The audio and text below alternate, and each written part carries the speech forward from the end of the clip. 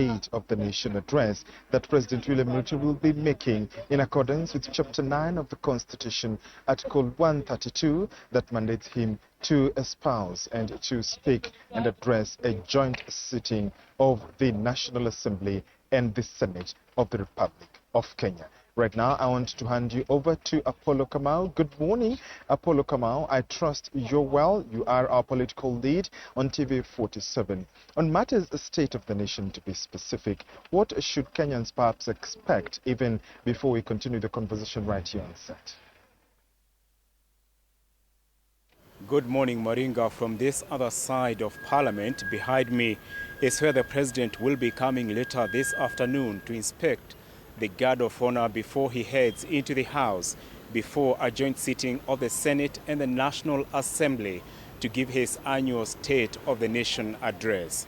As we speak, police are getting into position, ready for the big event later in the day.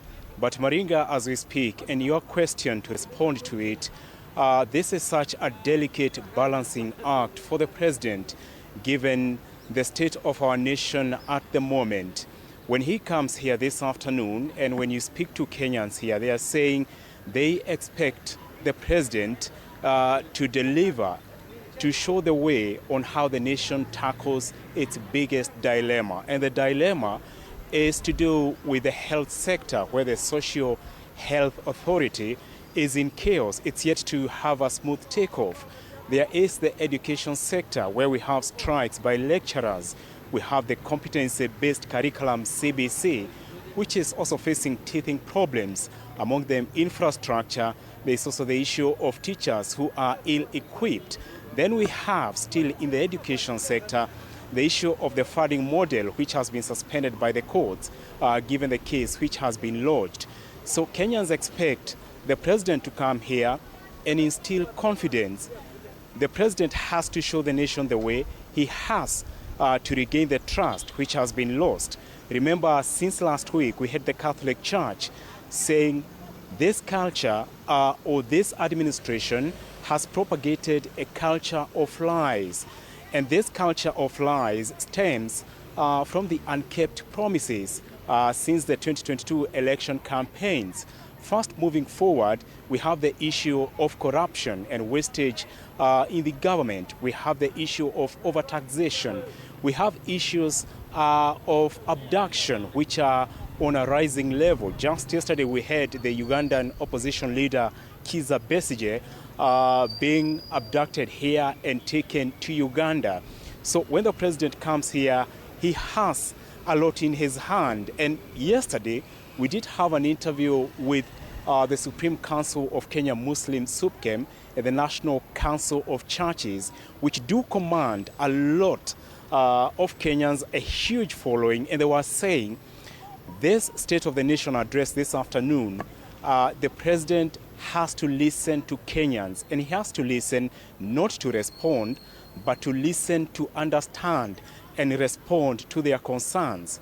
Then last week, we had the Catholic Church, which has a huge following, making its statement, and therefore this is something the President can't ignore. Now, some crucial facts to note about this State of the Nation address. It's the first under the broad-based government since former Prime Minister Raila Odinga and 4 of his allies came on board in the cabinet. It's also the first State of the Nation address, a very first after the infamous or the popular Gen Z invasion of this House. It's also the first coming after the impeachment of Deputy President Rigathi Gachagua. So the President has a lot of intrigue moving forward. Remember, 2 years are gone. Kenyans are still complaining. What can he do this afternoon as far as fixing the status of the economy and the key crucial sectors that are dependent on the survival of Kenyans? I now hand you over to my colleague, Paul Kirobi, who is on the other side of this town.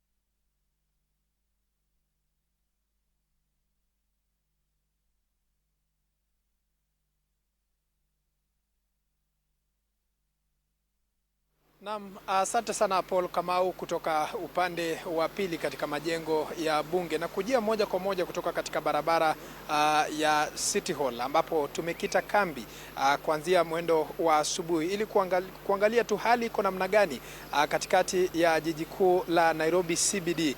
Na cha ukweli ni kwamba shughuli za kawaida zinaendelea miongoni mwa Wakenya.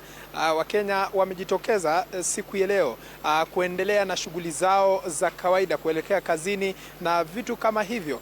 Na cha ukweli ni kwamba shughuli za kawaida inaendelea miongoni mwa Wakenya na Wakenya wamejitokeza kwa idadi kubwa zaidi. Kama mpiga picha wangu anavyokuonyesha, ni kwamba shughuli zinaendelea kinyume na jinsi ambavyo wengi walikuwa wanatarajia kwamba labda huenda kukawa na maandamano siku ya leo kutokana na tetesi ambazo zilikuwepo kwenye mitandao ya kijamii. Lakini shughuli za kawaida zinaendelea ikilinganishwa na jinsi ambavyo ilivyokuwa siku ambazo maandamano ilikuwa inashuhudiwa katikati ya jiji kuu la Nairobi.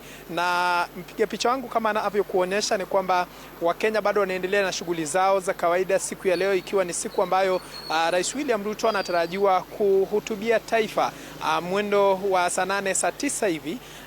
Lakini pia ikumbukwa kwamba majengo ya bunge siku ya leo itakuwa katika chini ya ulinzi mkali zaidi.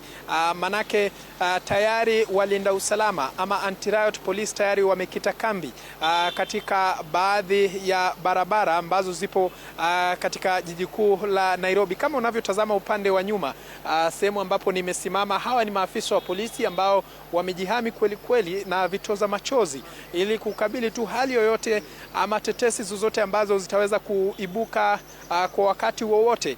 Tumeweza kuzungumza na baadhi yao, wanasema kwamba wanajaribu kulinda usalama katikati ya jiji kuu la Nairobi. Na ikumbukwe kwamba kipindi ambacho rais atakapokuwa anaingia katika majengo ya bunge, barabara ambazo zinaelekea katika majengo ya bunge yatafungwa ama yatazuiliwa ili kuzuia magari ama kusababisha msongamano wa magari katika jiji kuu la Nairobi. Na siku ya leo inajiri kipindi ambacho ni siku ambayo Wakenya wengi walikuwa wanasubiri kusikiliza tu rais atasema nini. Kumbuka kwamba ni hotuba ya 3 Rais William Ruto kuhutubia bunge na Wakenya kwa jumla. Hotuba ya kwanza ambayo rais alifanya katika majengo ya bunge ilikuwa ni Septemba mwaka 2022, kipindi ambacho aliingia madarakani, na hotuba nyingine akafanya mwaka wa 2023 na mwaka wa 2024. Kwa hivyo tunazidi tu kudadisi hali